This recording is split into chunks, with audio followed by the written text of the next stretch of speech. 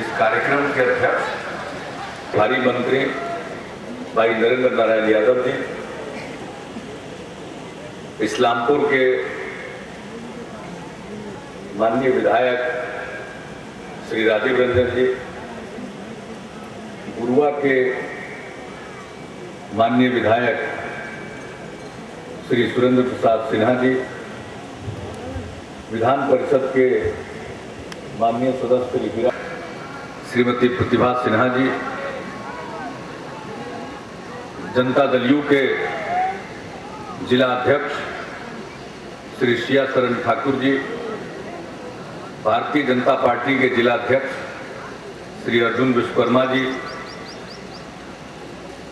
ऊर्जा विभाग के प्रधान सचिव श्री अजय नायक जी, बिहार राज्य विद्युत बोर्ड के अध्यक्ष श्री पीके राय जी,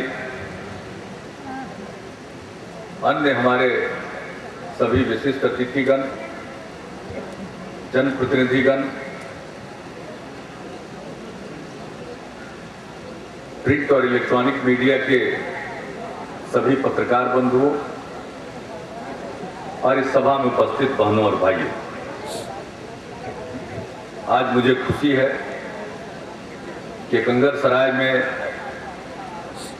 132/33 केवी ग्रिड उपकेंद्र का उद्घाटन हो रहा है और इसके साथ ही साथ नालंदा में इसी प्रकार का एक ग्रिड उपकेंद्र बनाने के काम का शुभारंभ भी किया जा रहा है और इसके साथ ही बहुत सारे राजकीय नलकूप जो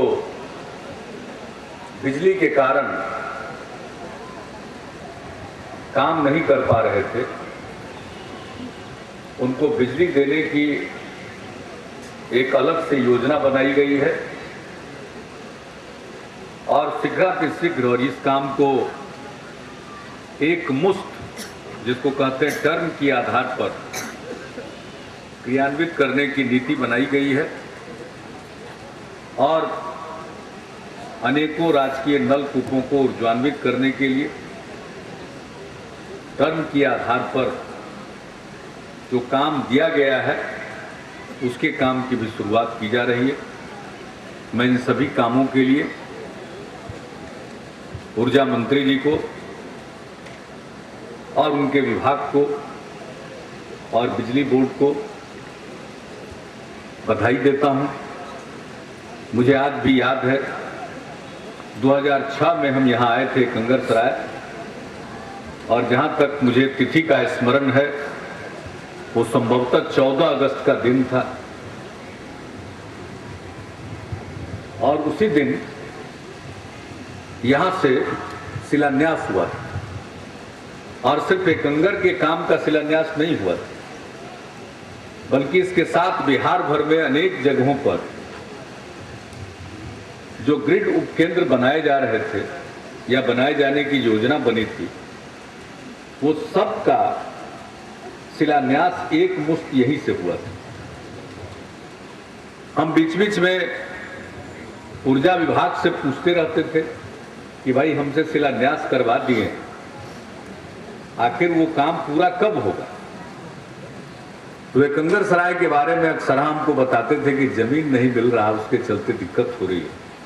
अंततोगत्वा इनको जमीन मिल गई, इन्होंने काम शुरू कर दिया और पूरा कर दिया और कंगरसराय का भी आज काम पूरा हुआ और लगभग अधिकांश ग्रिड उपकेंद्रों का जो काम शुरू किया गया था वो काम पूरा किया गया। कुछ एक उसमें अपवाद स्वरूप बचे हुए हैं। मुझे पूरा विश्वास है कि बिजली बोर्ड इसके बारे में पूरा अनुश्रवण करेगा और जल्दी से जल्दी 4 बचा हुआ है तो 4 भी क्यों बचा रहे, 1 भी बचा रहेगा तो आपके विद्युत संचरण का काम बाधित होगा और बिजली तो कई चीज़ों पर निर्भर करती है। एक आदमी को बिजली चाहिए तो उसके घर में या उसके दुकान में या उसके कारखाने में बिजली पहुंचाने के लिए बहुत उपक्रम करना पड़ता है। पहले बिजली का उत्पादन होता है, और बिजली का जब उत्पादन होता है तो फिर उसको उसका संचरण करना पड़ता है, ट्रांसमिट करना पड़ता है। तो जहां उत्पादन इकाई है, जहां बिजली घर है, वहां से बिजली निकलती है। उसके बाद उस बिजली से हम ग्रिड में लाते हैं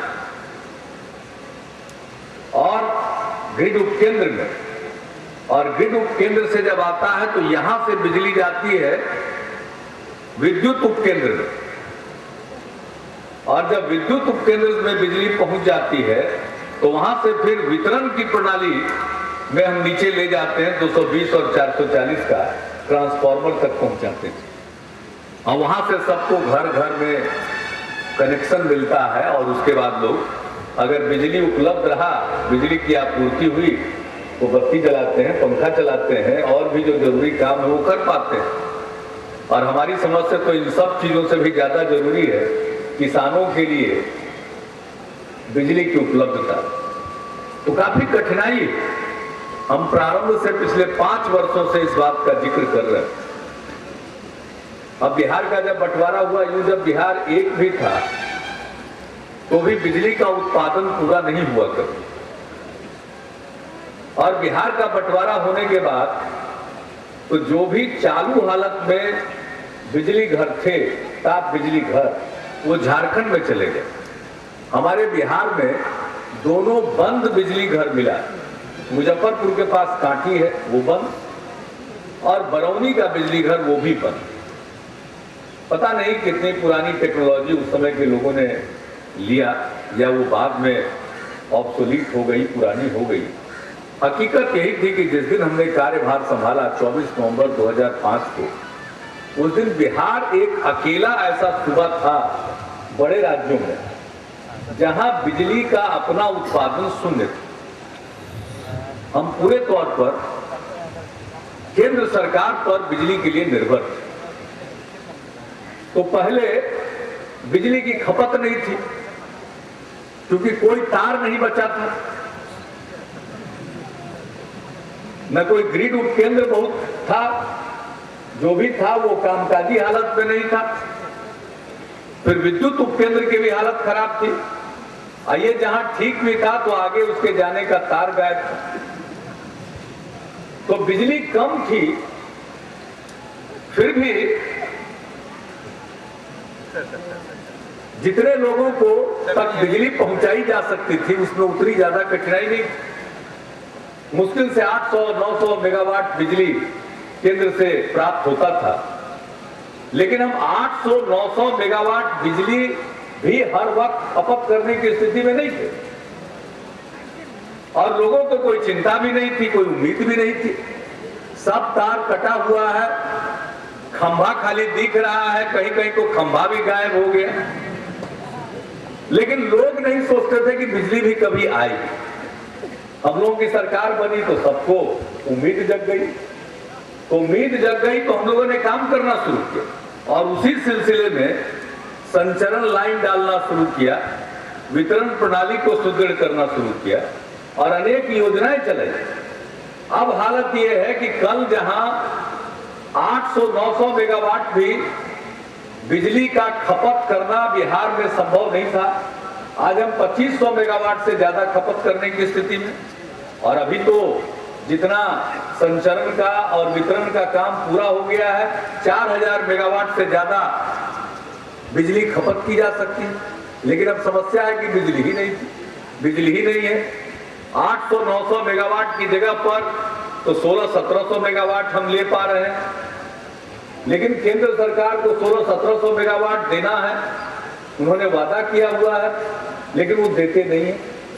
अभी बताया हमारे पहले लोगों ने कि साहब बिजली जहां से हमको मिलनी है प्लांट बैठा हुआ है। फरक्का में गंगा नदी पर बांध बैराज बनाया गया, और वहां से गंगा नदी का पानी बांग्लादेश जाता है। पूरा पटना वगैरह समूचा देख लीजिए आप, तो गंगा नदी के किनारे से दूर नहीं है, सब जगह बालू ही बालू दिखता है। तो एक तो वहां बराज बना दिया गया और बांग्लादेश को पानी दिया जाता है। अब हालत यह है कि जब बांग्लादेश को पानी जाता है उनके कोटा के हिसाब से, उस समय फरक्का का जो बिजली घर है एनटीपीसी का, उसकी कुछ इकाई बंद कर दी जाती है और जो इकाई बंद होती है उसी से बिहार को बिजली मिलनी। तो जब उधर बांग्लादेश में पानी गया गर्मी के दिन में, फरक्का का 2 यूनिट बंद और बिहार की बिजली आपूर्ति बाधित। इसके अलावा आजकल तालचेर में भी रोज रोज झंझट हो रहा है। तो हमको जहां से बिजली केंद्र ने दिया है उन बिजली घरों की हालत पंक्चर है और उसके चलते जो उनको 1600-1700 मेगावाट देना है, उसकी जगह पर कल हमारे पास बिजली मंत्री जी और प्रधान सचिव और बिजली बोर्ड के अध्यक्ष सब आए थे। उन्होंने हमको बताया कल 700 मेगावाट पर ये पहुंचे हुए। अब 700 मेगावाट बिजली में कुछ नेपाल को जाना, वो वचनबद्धता पूरे देश की वचनबद्धता है, यहां से उनको कुछ बिजली चली जाती है। इसके अलावे रेलवे को बिजली देनी, इसके अलावा रक्षा प्रतिष्ठानों को बिजली देनी, ये सब देने के बाद बिजली बचती कितनी है? 300-350 मेगावाट। अकेले पट्टा की जरूरत उससे ज्यादा। तो हाहाकार मचता है। तो चारों तरफ बिजली बोर्ड के दफ्तर के सामने लोग जुलूस निकालते हैं। आजकल हम अखबार में देख रहे हैं कभी कभी कि कांग्रेसी लोग बड़ा सुर पुराते हैं जुलूस निकालते।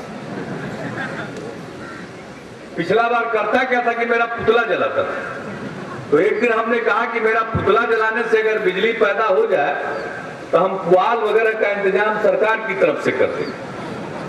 तब बंद किया। अरे भाई, बिजली तो दिल्ली को देना हो, बिजली दे नहीं रहे और हमको अपना बिजली का घर लगाना है, उसमें हम काम शुरू कर चुके हैं। निजी क्षेत्र के लोग बिजली घर लगाना चाहते हैं, उनको कोयला नहीं देता, कोयला का लिंकेज नहीं देता। हम कोयला के लिंकेज की मांग करते हैं तो कहता कोयला का ब्लॉक लीजिए। हम कह रहे हैं कि हमारे पेट में आग लगी हुई है, भूख लगी हुई है, हमको कुछ अनाज दीजिए कि पका के खा लें। तो हमको अनाज देने के बजाय जमीन का पट्टा दे रहे हैं कि जमीन का पट्टा देते इसमें अनाज उपजा के खाइएगा। तब तो हम भूखे ना मर जाएंगे। जब तक अनाज उपजावेंगे और उसके बाद हम खाएंगे, 6 महीना हम भूखे रहे। तो हमको अपने बिजली घर लगाने के लिए अभी कोयला की जरूरत है। तो कहता कोयला का ब्लॉक हम देंगे। कोयला का ब्लॉक से कोयला निकालने में कम से कम 10 से 15 साल लगेगा। पर्यावरण की मंजूरी लेनी, भारी झंझट होता है। उसके अलावा जहां जाइएगा कोयला निकालने, वहां से लोग विस्थापित होते हैं, जंगल कटता है, एक लफड़ा नहीं है, बहुत झंझट है। और कोयला निकालना केंद्र सरकार का काम है। ये अपना काम क्यों छोड़ते चली जा रही है केंद्र सरकार? बाकी आलतू फालतू काम में लोगों को मन लगता है। देखते नहीं आजकल रोज अखबार में छपता रहता है 2G तो क्या जी, तो कभी कॉमनवेल्थ गेम, राष्ट्रमंडल खेल, यही सब अनाप शनाप चलता रहता है। जो असली काम है वो काम नहीं करते। तो बिजली घर हम लगाना चाहते हैं और उसमें काम कर रहे हैं। बरौनी में 500 मेगावाट की इकाई लगा रहे हैं, कांटी में 400 मेगावाट, नवीनगर में एनटीपीसी के साथ मिलकर के 2000 मेगावाट का प्लांट लगा रहे हैं और कई जगहों पर निजी क्षेत्र के लोग लगाने को उत्सुक हैं। संयुक्त क्षेत्र में भी हम और लगाना चाहते हैं। हम कई जगह पर हमने स्थान चिन्हित कर लिया, उसकी सब तैयारी करके हम निकालेंगे टेंडर और कहेंगे कि कौन कितने दर पर हमको बिजली देगा बताओ। उसको ये सब हम साधन दे देते हैं, अपना बिजली घर लगाओ और हम लोगों को बिजली दो। तो ये सब बिजली घर के लिए कोयला चाहिए, कोयला नहीं मिलता। तो ये बात तो हम पहले से बोल रहे हैं। स्थिति को सुधारने के लिए हमने काम शुरू कर दिया है और बहुत तेजी से काम शुरू किया है और हमें पूरा विश्वास है कि सुयोग्य ऊर्जा मंत्री के कुशल नेतृत्व में बिजली विभाग समय 2014 तक जो लक्ष्य है अपना बिजली घर बना लेगा, उससे बिजली उत्पादित करेगा और हमारे बिहार के नागरिकों को बिजली मिलना शुरू हो जाएगी, नियमित रूप से मिलना शुरू हो जाएगी। अगर दिल्ली हमको अपने कोटा का बिजली न भी दे, हमारे कोटा का, तो भी हमारा ये बुरा हाल कभी नहीं होगा। तो ये सब काम में हम लोग लगे हुए हैं और आज यहाँ पर आपके बीच में उपस्थित हुए हैं और सारा काम एक साथ बिजली का करना पड़ता, उत्पादन से लेकर संचरण से लेकर वितरण तक का काम पूरा करना पड़ता है। अभी पुराना तार है, जगह जगह झुलझुल तार है, आए दिन टूट जाता है। हम एक एक चीज के लिए योजना बनाए हैं। 72,000 किलोमीटर तार है बिहार में बिजली का। अब उस सब तार को बदल करके नया तार बनाना, हमने बिजली बोर्ड को कहा है कि कार्य योजना बनाकर एक समय सीमा के अंदर बारी बारी से चरणबद्ध ढंग से सभी तारों को बदल दीजिए, ताकि वो टूट के किसी के ऊपर गिर जाता। पहले तो तार टूट जाता था, लोग मर जाते थे, बिजली बोर्ड सुध नहीं लेता। हमने शुरू करवाया कि भाई आपका तार झुलझुल है, अगर गिरा, करंट लगने से लोग मरे तो आपको हर्जाना देना पड़ेगा। तो आप बिजली बोर्ड कुछ हर्जाना देना शुरू किया। लेकिन इसकी नौबत क्यों आवे, हम जर्जर तार बदलेंगे। अब विद्युतीकरण हो रहा, अब दिल्ली को हम समझाते समझाते हम थकेंगे नहीं, हम समझाते जा रहे हैं। प्रधानमंत्री से जब मिलते हैं तब से लेके राजीव गांधी ग्रामीण विद्युतीकरण मिशन में कार्यक्रम में एक 16 केवीए या 25 केवीए का ये छोटका ट्रांसफार्मर लगाता है, टुल्लू ट्रांसफार्मर उसको कहते हैं। जैसे टुल्लू पंप होता है वैसे टुल्लू ट्रांसफार्मर है। और 10 को आदमी का कनेक्शन दे दिया, हो गया विद्युतीकरण। बाकी लोग टुकुर टुकुर ताकेगा, वो भी तार खींच के जलाना चाहता है, वो ट्रांसफार्मर जल जाता है। हजारों ट्रांसफार्मर जल चुका है। हम केंद्र सरकार को कह रहे हैं कि ये ट्रांसफार्मर से नहीं चलेगा। 63 केवीए 100 केवीए का ट्रांसफार्मर लगाइए, जितने लोगों को कनेक्शन चाहिए कनेक्शन देने दीजिए, उसकी क्षमता होगी तब तो। और सिर्फ बत्ती जलाने के लिए या पंखा चलाने के लिए बिजली नहीं चाहिए, किसानों को सिंचाई करने के लिए बिजली चाहिए, छोटा मोटा काम धान कूटने के लिए बिजली चाहिए, चूड़ा बनाने के लिए बिजली चाहिए, गेहूं पीसने के लिए बिजली चाहिए, तेल पेरने के लिए बिजली चाहिए, छोटा छोटा जो घर का कुटीर उद्योग है उसके लिए बिजली चाहिए, दुकानदारों को बिजली चाहिए। हमारे बच्चे हैं, मेधावी हैं, शाम के टाइम में बिजली गायब रहता, पढ़ने के लिए बिजली चाहिए। सबको बिजली चाहिए, सबको बिजली चाहिए। कहीं टुल्लू ट्रांसफार्मर से नहीं होगा। और हमने कहा है, हमारे विरोधी इसी में इन लोगों से सवाल पूछते रहते, हमने कहा है कि आप योजना बनाइए, इतना ट्रांसफार्मर का इंतजाम बिजली बोर्ड रखे और नीचे के स्तर पर कार्यपालक अभियंता के यहाँ या सहायक अभियंता के यहाँ जहां भी रखने का जुगाड़ कर सकें, इतना ट्रांसफार्मर इतनी संख्या में आप खरीद करके रखिए, आप मरम्मत कराते रहिए जो खराब हो, कि अगर देहाती इलाके में ट्रांसफार्मर जल गया तो 72 घंटे में, और शहरी इलाके में जल गया तो 24 घंटे में हम ट्रांसफार्मर बदलेंगे।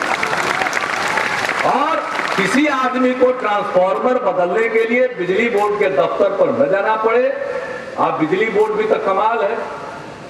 हमको लोग कहता है कि इसका अफसर सब कहने लगता है कि हम तो, हमारा तो नजराना है, लगवे करेगा, दस्तूर है, ट्रैक्टर ले आइए तो फलाना ले आइए, कुछ माल डाउन कीजिए। तो हमने कहा ये सब नहीं चलेगा।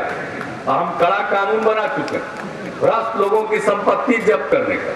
दुगो का ऑर्डर भी हो गया अंतिम दौर में। हम 2 दिन इंतजार है कि इन लोगों का आलिशान मकान जब्त करके उसमें बच्चों का स्कूल खुलवाएंगे। हम उसके इंतजार में, हमको मन नहीं लगता है जिस दिन पहला भ्रष्ट व्यक्ति के मकान को जब्त करके स्कूल खुलवा नहीं लेंगे, उस दिन तक हमको मन नहीं लगेगा। आजकल हमको मन नहीं लगता, हम उसी दिन का इंतजार करें। तो अपना बिजली बोर्ड के चेयरमैन साहब है, इनको हम रेलवे से लाए, जानते हैं, पूरा ईमानदार आदमी। लेकिन इनके ईमानदार रहते, नीचे वाला अगर बेईमानी करता है तो आपको तो पूरा अधिकार है, उसको विधि सम्मत तरीके से जो भी करना है कार्रवाई कीजिए, बोलचाल की भाषा में उल्टा लटका दीजिए, जो करना हो कीजिए। लेकिन हम ये शिकायत नहीं सुनना चाहते हैं कि ट्रांसफार्मर के लिए लोगों को घूस देना पड़े, ये हम बर्दाश्त नहीं करेंगे। और ट्रांसफार्मर का जितना स्टॉक आपको चाहिए, 100 करोड़ रुपया आपको लगेगा, हम दूसरे का पैसा काट करके आपको उपलब्ध कराएंगे। आप उतना ट्रांसफार्मर रखिए और लोगों को बिना हर्रे फिटकरी के ट्रांसफार्मर मिल जाए। और एक विनम्र निवेदन आपसे भी, जो भी मीटर में बिल उठे वो बिल जरूर दिया गया। अब मुझे बड़ी खुशी है कि आप सब लोगों ने, गंगेर के लोगों ने, आपने मुझको इतना प्यार दिया। भाई आपने मुझको अपना सांसद बनाया, मेरे कहने पर आप वोट देते रहे और आज हम शुक्रगुजार हैं कि आपने हम लोगों को उम्मीदवार राजीव रंजन जी को विजयी बनाया, भारी वोट से विजयी बनाया। और आपका जो हम पर एहसान है इस जीवन में हम उसको उतार नहीं सकते हैं। लेकिन मुझको आज बड़ी खुशी हुई कि जब हमने बिल देने की बात कही तो इस पर भी आपने ताली बजाया। ये द्योतक है इस बात का और ये शुभ लक्षण है। इसलिए पीके राय साहब देख लीजिए, लोग पैसा देने के लिए भी तैयार है।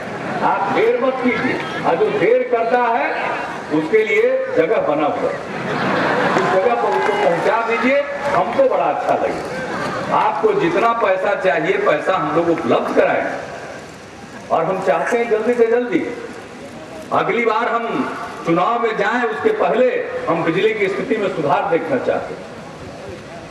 हमारा वो लक्ष्य है और आप सब लोगों को मालूम है, तो हम वचनबद्ध हैं और अहरनिश सब लोग मेहनत कर रहे हैं। और मुझे खुशी है कि हमारे बिजली मंत्री, बिजली विभाग के प्रधान सचिव, ये सब अपने अन्य अधिकारियों के साथ और लोगों के सहयोग से तन्मय है, लगे हुए हैं दक्षित होकर। और मुझे तो पूरा भरोसा है, हम तो आशावादी हैं कि जरूर इस स्थिति में हम सुधार लाएंगे और बिहार भी आगे बढ़ेगा, तरक्की करेगा। आज ठीक का आप सब लोग आ रहे हैं, इतने लोग आजकल बाहर से आ रहे हैं। कल भी यूरोपीय देशों का यूनियन है, यूरोपीय यूनियन, उसका अपना संसद, वो संसद का शिष्टमंडल हमारे यहाँ है।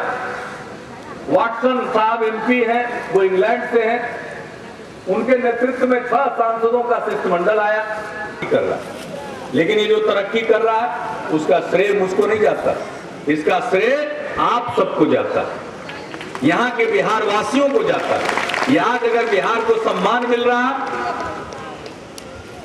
आज जो जगह जगह पुरस्कृत किया जा रहा है अच्छे काम के लिए, तो ये मेरा सम्मान नहीं है, ये आप सबका सम्मान है, बिहार के 10 करोड़ लोगों का सम्मान है। तो आइए हम आपसी एकता, मेलजोल, सांप्रदायिक सद्भाव, सांप्रदायिक सौहार्द को कायम रखें और इस प्रदेश को आगे ले जाने में अपनी भूमिका निभाएं। एक एक चीज में, आज यहाँ से जाने के बाद हम जा रहे हैं पावापुरी में, वहाँ मेडिकल कॉलेज का शिलान्यास है। तो एक एक करके सब काम हो रहा है, सब तरह से हम लोग विकास का पूरा ढांचा खड़ा कर देंगे ताकि हमारी नई पीढ़ी को काम की तलाश में दर-दर की ठोकर नहीं खाना पड़े, यही उनको काम मिले, वो आगे बढ़े, तरक्की करें। हम वही बिहार बनाना चाहते हैं, आप सबका सहयोग है, इसके लिए मैं आप सब लोगों का शुक्रगुजार हूं। आज के इस अवसर पर आप सबको हमारी शुभकामनाएं हैं और बिजली विभाग को विशेष तौर पर मैं फिर से अपनी शुभकामनाएं देता हूं।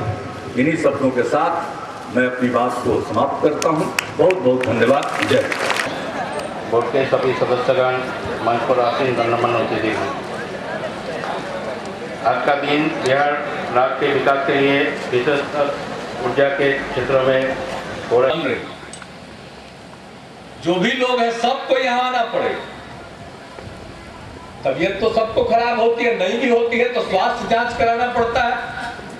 तो चाहे वो इंटरनेशनल यूनिवर्सिटी में भी जो लोग पढ़ेंगे पढ़ाएंगे, वो भी अपना जांच कराने यही आएंगे। तो इस जगह की महत्ता को समझ लीजिए, सिर्फ इस जिले के नहीं, इस इलाके के नहीं, इस प्रांत के नहीं, बल्कि दुनिया के कोने कोने के लोग यहाँ पर आए।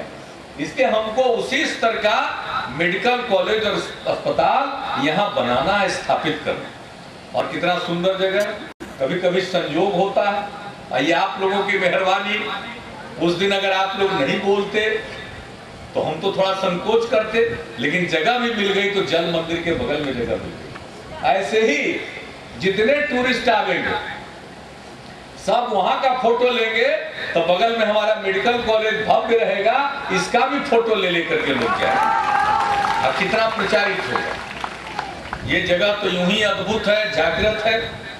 और यहाँ पर जब मेडिकल कॉलेज स्थापित हो जाएगा तो इसकी महत्ता तो यूं ही बहुत ज्यादा है, इसकी उपयोगिता और बढ़ जाएगी। हम तो आए थे, अपने पार्टी का शिविर यहाँ किए थे। पावापुरी में कोई शिविर वगैरह नहीं करता, हम आप लोगों को भी सलाह देंगे, शिविर किया करिए, कोई दिक्कत नहीं। लोग समझता है निर्माण की जगह, उससे क्या होता है। और यहाँ पर शिविर हमने किया, बात वहीं से आगे बढ़ी और बढ़ते बढ़ते देखिए तो जनता का विश्वास मिला। तो आज ऐसा विश्वास मिला कि हम सब लोगों का और जनता का संबंध ऐसा लगता है कि अटूट संबंध कायम हो गया। तो ये महत्व है इस जगह का। तो यहाँ पर जरूर आप लोग भी आइए, शिविर कीजिए। यहाँ पर बैठे हुए हमारे जैनी लोग बड़ा मदद करते हैं, खाली पाबंदी लगाते हैं कि भाई प्याज लहसुन और कई चीज पर रोक लगाते हैं। तो हम भी यहाँ पर कुछ इनसे बात करके क्लाउज निकाले कि अंदर नहीं बनावे, अगर बाहर बनावे तो कोई एतराज है, तो कहे कि ठीक है बना ले। तो हजारों लोगों का आयोजन हुआ, कार्यक्रम हुआ, सहयोग हुआ। तो ये अद्भुत जगह है और यहाँ पर 4 चांद लगेगा। और हमको खुशी है कि जब हम लोग इस काम के लिए आ रहे थे तो पर्यटक लोगों की सुविधा के लिए एक कैफेटेरिया बन रहा है, उनके लिए और भी नागरिक सुविधाओं का निर्माण हो रहा है, उसका भी आज शिलान्यास हो गया। तो इस जगह का विकास होना चाहिए। और सब लोग अभी रोड की बात कर रहे हैं, मैं उनको इतना ही कहूँगा कि आपको आपके टोले तक, आपके गांव तक जाने का 12 मासी रास्ता हम लोग उपलब्ध करा देंगे, सब चिंता मत करिए। ये और सब दिन और बाकी ये सब आप लोगों के सहयोग से इतनी बड़ी चीज का निर्माण हो रहा है। और इसके साथ साथ आज शिलान्यास हुआ पावापुरी जलापूर्ति योजना का, और इस जलापूर्ति योजना का लाभ आप सब लोगों को मिलेगा। पानी का टंकी भी बनेगा, सब तरह का उपाय है, बिजली फेल तो जनरेटर भी रहेगा ताकि पानी की आपूर्ति निर्बाध गति से हो। ये पर्यटन के दृष्टिकोण से अंतर्राष्ट्रीय महत्व की जगह। तो यहाँ के रहने वाले लोग, यहाँ के पुराने बासिंदे लोगों में दम है, खासियत है। ये दुर्भाग्य की बात है कि इलाकों के विकास पर पहले ध्यान नहीं दिया गया। अब हम सब लोगों का ध्यान है और इस इलाके का भी विकास होगा, सब इलाके का विकास होगा, विशेष तौर पर इस इलाके का विकास होगा। और आप सबके साथ मिलकर के, और हमारी एक ही गुजारिश है कि हम सब समाज में प्रेम, भाईचारा, सद्भाव का माहौल कायम रखें, हिंदू मुस्लिम एकता, सभी जातियों के बीच में सौहार्द। और उसके बाद बिहार की तरक्की हो रही है। आज तो बिहार की तरक्की की चर्चा देश के दूसरे हिस्सों में तो हो ही रही है, अब देश के बाहर भी हो रही है। आए दिन हमसे मिलने के लिए, हम सब लोगों से मिलने के लिए विदेशों से प्रतिनिधिमंडल में लोग आ रहे हैं, राजदूत आते थे, अब तो सांसदों का दल आ रहा है, आना शुरू हुआ। कल आए थे यूरोपियन यूनियन का, यूरोपीय देशों का संघ है और उस संघ का अपना संसद भी है, उसका विधिवत चुनाव होता है, सभी मुल्कों से चुनकर लोग जाते हैं। उस संसद का एक दल आया, संसदीय दल के लोग आए थे प्रतिनिधिमंडल में, श्री वाटसन के नेतृत्व में कल ही मिलकर गए। इंग्लैंड के भी लोग थे, डेनमार्क के थे, सब जगह के लोग थे, फ्रांस के लोग उसमें थे, जर्मनी के लोग थे, जगह जगह के लोग उसमें उस प्रतिनिधिमंडल में थे। और वो सब लोग मिलकर गए, घंटा भर हमसे बातचीत करते रहे, बिहार का काया पलट हुआ, कैसे किया। सब लोग आते हैं, सब लोग हमसे पूछते हैं, हम सब लोगों को बताते हैं कि हमारे बिहार के लोग एकजुट हो गए और अब सब लोग मिलकर बिहार को आगे बढ़ाना चाहते हैं, इसलिए बिहार आगे बढ़ रहा है, हम लोगों का कोई श्रेय नहीं। तो सब लोग मिलकर आगे बढ़ेंगे तो आज सबकी निगाह है। शिक्षा के क्षेत्र में तरक्की, स्वास्थ्य के क्षेत्र में तरक्की, सड़कों में तरक्की, हर क्षेत्र में हम लोगों की कोशिश है। हम तो चाहते हैं बिजली भी लोगों तक पहुंचाए और उसके लिए भी हम लोग काम कर रहे हैं। अभी यहाँ आने के पहले एकंगरसराय में ग्रिड सब स्टेशन का उद्घाटन था, 2006 में उसका काम शुरू कराया गया था, वो काम भी आज हुआ, वहां से भी होकर आया। हर एक क्षेत्र में काम, इसलिए शांति और सद्भाव बना रहे और सब लोग मिलकर चलें और बिहार को आगे बढ़ाएंगे। हम आज भले पीछे हैं, लेकिन आप लोगों की ताकत के बदौलत हम पीछे नहीं रहेंगे, हम आगे बढ़ेंगे। अब बिहार में जो काम हम करते हैं उसके बारे में लोगों की दिलचस्पी पैदा हो गई। लोग दूसरी जगह के लोग हमारे काम को देखकर न सिर्फ प्रभावित होते हैं बल्कि उसका अनुकरण भी करते हैं। तो ये सब आपका कमाल है, आपका आशीर्वाद है। और चुनाव वगैरह के बाद पहली बार एक कार्यक्रम में, सार्वजनिक कार्यक्रम में आने का मौका मिला, तो मैं हृदय से धन्यवाद देता हूं कि आप लोगों ने हम लोगों के उम्मीदवार श्री सत्यदेव नारायण आर्या जी को फिर से जिताया। और अब तो ये जीतते जीतते एक रिकॉर्ड बनाते जा रहे हैं। नालंदा जिले के सबसे वरिष्ठ विधायक भी हैं, तो सबसे वरिष्ठ है तो इस बार मंत्री भी बन गए हैं, खान और भूतत्व मंत्री हैं। इनसे हम कहते हैं कि सब पहाड़ को लेकिन बचाइएगा, इनका विभाग है बहुत खतरनाक। इनकी आमदनी बढ़ती है अगर पहाड़ को तोड़ेगा लोग, अब बालू को निकालेगा। हम रोज इनको कहते हैं ये पहाड़ को बचाना है। ये हम लोगों का जो पहाड़ है राजगीर का, विशेषज्ञ बताते हैं कि उसकी आयु 2.5 करोड़ साल से लेकर 18 करोड़ साल के बीच में कुछ भी हो सकती है, जबकि हिमालय पर्वत की आयु अधिक से अधिक 50 लाख साल की। तो इतना पुराना जगह पर हम लोग हैं, ये मामूली चीज नहीं है। कितना ऊंचा थे, भगवान महावीर भी यहाँ विचरण करते थे, भगवान बुद्ध भी यहाँ उपदेश देते थे। कुछ तो खासियत इस धरती की थी। तो कहाँ हम शिखर पर थे, नीचे चले गए, फिर से ये काल चक्र घूम गया है और फिर शिखर पर जा रहे हैं। जैसे पहले बाहर से लोग आते थे, फिर बाहर से लोग आएंगे और यहाँ से ज्ञान प्राप्त करेंगे। तो इस मिट्टी को प्रणाम, इस धरती को प्रणाम, और आप महानुभावों को, तख्ती वालों को भी प्रणाम। और सब लोग मिलजुल करके चलिए, रास्ता मिले उस पर चलिए, और सब तरह से और भी सुविधा, जमीन उमीन गया आपका तो और भी। डीएम साहब कहाँ, जरा भाई गांव में चले जाइएगा, इन लोगों को और कोई दिक्कत उक्कत हो, गांव में गली नाली और कोई समस्या होगी, वो सब समस्या को देखिएगा। तो इन्हीं शब्दों के साथ आप सब लोगों को शुभकामनाएं देते हुए, अरे कलेक्टर साहब जाएंगे, भेज दिया ना, हम ही ना भेज रहे हैं कलेक्टर साहब। अब आप ताली बजाइए। अब तख्ती को यहाँ पर तो काम शुरू हो गया, मेडिकल कॉलेज का काम। तब तक बिहार शरीफ में जो बड़ा अस्पताल है उसको अस्पताल के रूप में इस्तेमाल करके, और उसके बगल में बच्चों के पढ़ाने का इंतजाम सब कर दिया गया है। और 2 साल में तो हमारा यही बन के तैयार हो जाएगा, यहाँ आ जाएगा। जो लड़का इस कॉलेज में एडमिशन लेगा, 2 साल बिहार शरीफ में पढ़ेगा, तब तक 2 साल 2.5 साल बीतते बीतते तो यहीं आ जाएगा। तो सब यहाँ के सुंदर वातावरण में रहेगा। रोज के प्रधान सचिव सबको मैं विशेष तौर पर बधाई देता हूं, और ये उम्मीद करता हूं कि बिल्कुल एमसीआई की टीम आवे, बातचीत करके सब कुछ, और जल्दी से जल्दी इसका मेडिकल कॉलेज में पढ़ाई का भी काम आप सब लोग कराने में कामयाब हो जाइएगा। तो इसी के साथ, और मंत्री जी बैठे हुए हमारे पथ निर्माण मंत्री जी, इन्हीं के प्रशासनिक नियंत्रण में पूर्ण निर्माण निगम है, मुझको कुछ कहने की जरूरत नहीं है। पूर्ण निर्माण निगम, और जब खुद भी आ गए हैं और सब लोग यहाँ पर आए हुए हैं, हमको लगता है कि समय पर तो बनाने की आपकी आदत ही है, थोड़ा समय के पहले बना दीजिएगा। इसी के साथ आप सबको बहुत बहुत धन्यवाद। जय हिंद।